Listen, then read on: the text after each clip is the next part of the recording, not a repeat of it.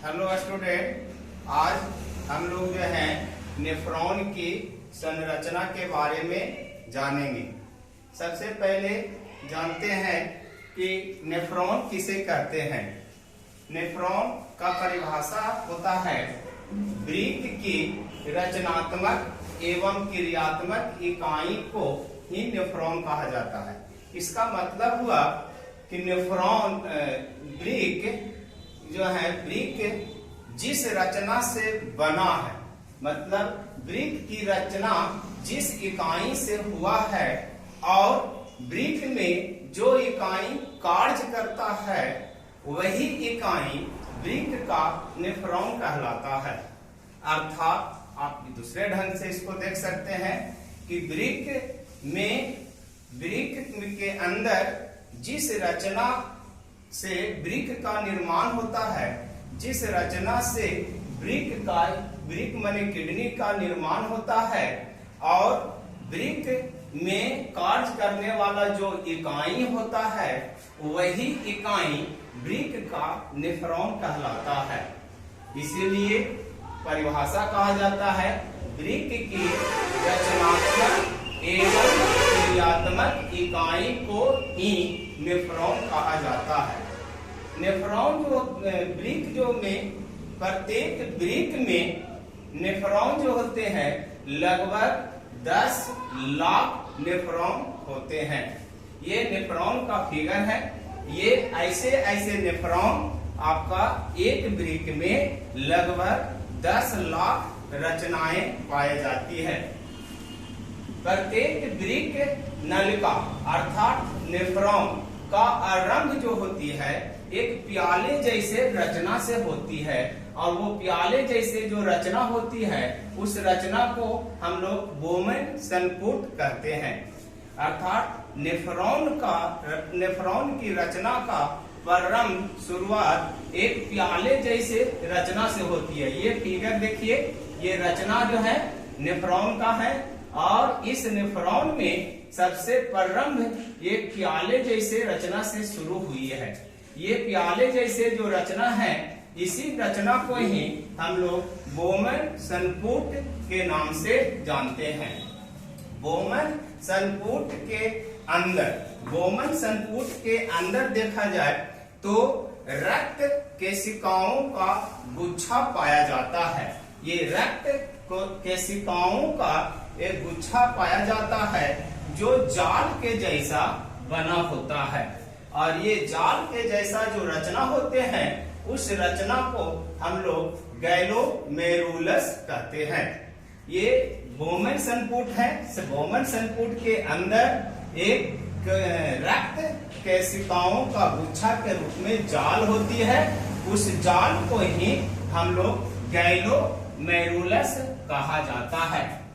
बोमेन संपुट और गैलोमेरुलस के संयुक्त रूप से मिलाकर देखा जाए तो इसको हम लोग जो है मैलपीडियन कोर्स कहते हैं।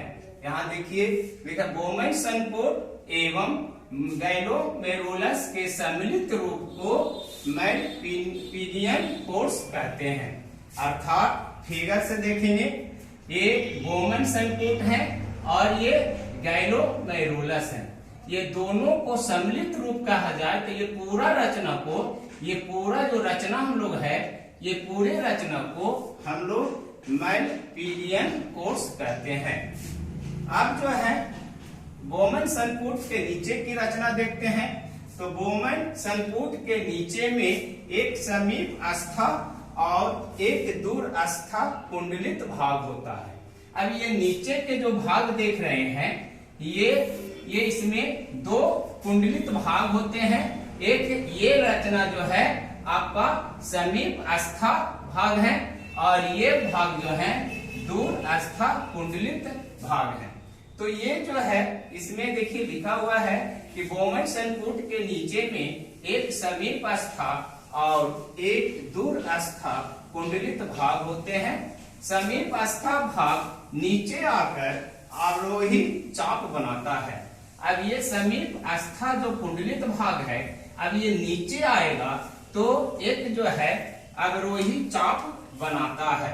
उसके जो है और फिर प्रांत आस्था भाग में जाकर आरोही अधिरोही चाप बनाता है।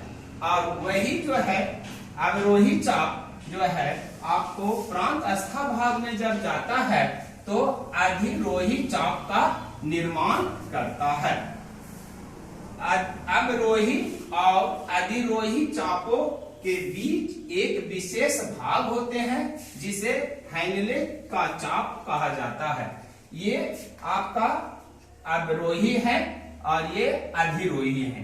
तो अवरोही और अधिरोही के बीच में एक विशेष जो है आपका जो है रचना पाए जाते हैं जो पतले नली के समान होता है। इस तरह का जो रचना होते हैं नेफ्रॉन में, इस रचना को ही हम लोग जो है हैंडले का चाप कहते हैं। अधिरोही चाप आगे की एक संग्राहक नलिका में जाकर खुलती है। कह रहा है हुआ कि अधिरोही जो चाप है ये आगे जाके एक संग्राहक नलिका में जाके जो है मिलती है अर्थात खुलती है। संग्राहक नलिका में अनेक अन्य वृक्क नलिकाएं अर्थात नेफ्रॉन आकर खुलती है। ये संग्राहक नलिका में अब जैसे ये देख रहे हैं तो ये सब में अन्य नेफ्रॉन की संग्राहक नलिका आके मिलती है। इसमें भी आपको इसमें भी सभी में आपका जो है और भी इसमें भी जो है दूसरे नेफ्रॉन का ऐसा संग्राहक नलिका आके जुड़े हुए हैं। इसमें भी दूसरे नेफ्रॉन का संग्राहक नलिका आके जुड़े हुए हैं। इसमें भी दूसरे नेफ्रॉन का संग्राहक नलिका आके जुड़े हुए हैं और इसी तरह इसमें भी दूसरे नेफ्रॉन का संग्राहक नलिका आके जुड़ जाते हैं। इस प्रकार अनेक संग्राहक नलिका के मिलने से समान संग्राहक नलिका बनती है और इस तरह से अनेक संग्राहक नलिका आके जब मिलती है, एक नली में मिल जाती है, तो उस तरह से वो पूरे जो है संग्राहक नलिका के अनेकों संग्राहक नलिका के मिलने से वो एक नली बन जाती है और वो नली समान संग्राहक नली कहलाता है। समान संग्राहक नली जो है आगे जाके अंत में यही समान संग्राहक नली अंत में मूत्रवाहिनी से जुड़ा होता है और यही संग्राहक नली समान संग्राहक नली जो है आगे बढ़ के ये मूत्रवाहिनी के रूप में मूत्रवाहिनी में जाके मिल जाते हैं या खुल जाते हैं। इस तरह से ये पूरे नेफ्रॉन की रचना है। पूरे नेफ्रॉन की रचना में हम लोग ने देखा कि इसका नेफ्रॉन की रचना में सबसे प्रारंभ में हमारा जो शुरुआत होती है वो एक प्याले के जैसे रचना से होती है और वो प्याले जैसे रचना बोमेन संपुट है। बोमेन संपुट के अंदर में एक गैलोमेरुलस जैसे रचना पाए जाते हैं जो रक्त केशिकाओं के गुच्छे के रूप में होते हैं और ये ही जो है रक्त को छानने के जैसे कार्य करती है। उसके बाद नीचे आते हैं तो हमारे दो तरह के नलिका मिलते हैं। एक समीप आस्था नलिका है, ये समीप आस्था नलिका है और ये दूर आस्था आपका जो है कुंडलित नलिका है।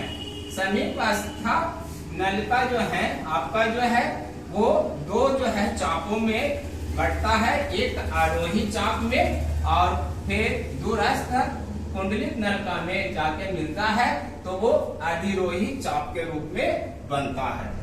अवरोही चाप और अधिरोही चाप दोनों के बीच में एक विशेष रूप से रचना होती है जिसको हम लोग हैंडले चाप के नाम से जानते हैं और यही जो है आगे जाके ये दूरस्थ कुंडलित नलिका आगे जाके संग्राहक नलिका में मिल जाती है। संग्राहक नलिका जो है कई आके एक साथ जुड़ते हैं तो वो जो है समान संग्राहक नलिका बनती है जो आगे जाके मूत्रवाहिनी में मिलती है। और इस तरह के जो रचना नेफ्रॉन के जो होते हैं, इस तरह के जो रचना आपका एक वृक्क में लगभग जो है 10 लाख नेफ्रॉन पाए जाते हैं। एक वृक्क में देखा जाए तो ऐसे ऐसे रचना नेफ्रॉन का जो है 10 लाख लगभग पाए जाते हैं, जो हमारे रक्त को फिल्ट्रेशन करने का, अर्थात रक्त को में अशुद्धियां को छानने, रक्त में घुले हुए अशुद्धियां को छानने का ये काम करता है। इस तरह से ये नेफ्रॉन के जो है हमारे विशेष रूप से मतलब रचना है, जिसे हमने आपको अभी बताया। नेक्स्ट वीडियो में हम लोग जो है वृक्क की कार्य के बारे में देखेंगे।